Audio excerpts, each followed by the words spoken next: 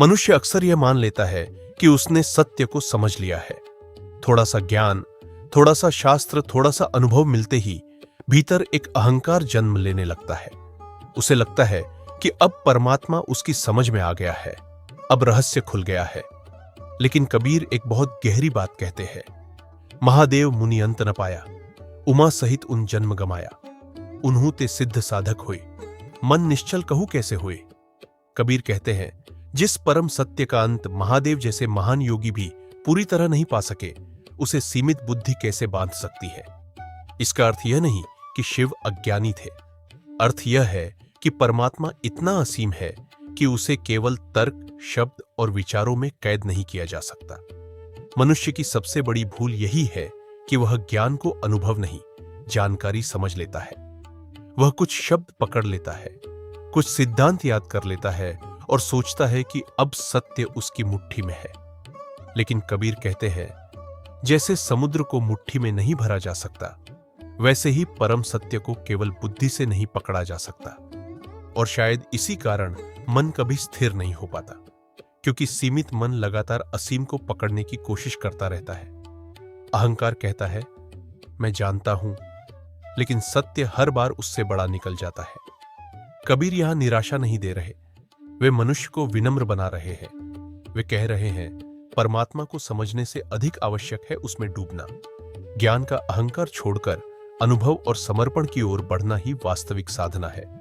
लेकिन मनुष्य जीवन भर इन बातों को टालता रहता है।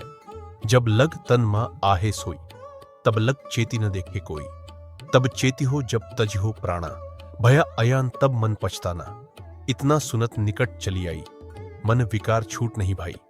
कबीर कहते हैं, जब तक शरीर में प्राण है, तब तक मनुष्य जीवन के वास्तविक सत्य को देखने की कोशिश ही नहीं करता।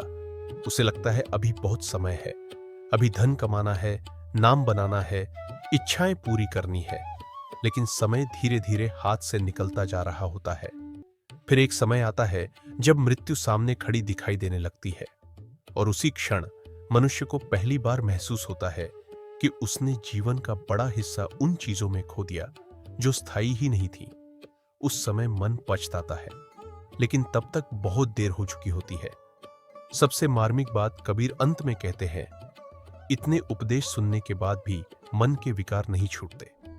मनुष्य जानता है कि मृत्यु निश्चित है, फिर भी मोह, क्रोध, लोभ और अहंकार को पकड़े रहता है। यही अज्ञान है। कबीर का संदेश संसार छोड़ना नहीं है। वे केवल इतना कह रहे हैं, जीवन के सबसे बड़े सत्य को अंतिम क्षण तक मत टालो। जिस चेतना की खोज अंत समय में करनी है, उसे अभी पहचानो, क्योंकि मृत्यु के समय केवल वही सहारा देता है जो भीतर जाग चुका हो। बाकी सब बाहर ही छूट जाता है। और शायद मनुष्य की सबसे बड़ी भूल यही है, वह अनंत सत्य को अपने छोटे से अहंकार से पकड़ना चाहता है और जीवन के वास्तविक प्रश्नों को तब तक टालता रहता है जब तक समय उसके हाथ से पूरी तरह निकल नहीं जाता। इसलिए कबीर बार बार कहते हैं, जागो, क्योंकि सत्य को जानना केवल विचार का विषय नहीं, पूरा जीवन बदल देने वाला अनुभव